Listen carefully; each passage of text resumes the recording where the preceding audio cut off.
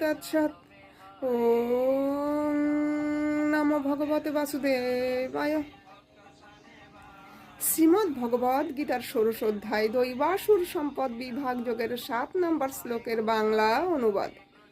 যাহারা অসুর স্বভাবের তাহারা ধর্ম আর অধর্ম যে কি তাহা জানে না, তাহাদের মধ্যে পবিত্রতা ও সদাচার বা সত্য কিছু থাকে না। হরে কৃষ্ণ। ওম তৎসৎ। ওম নমো ভগবতে বাসুদেবায়।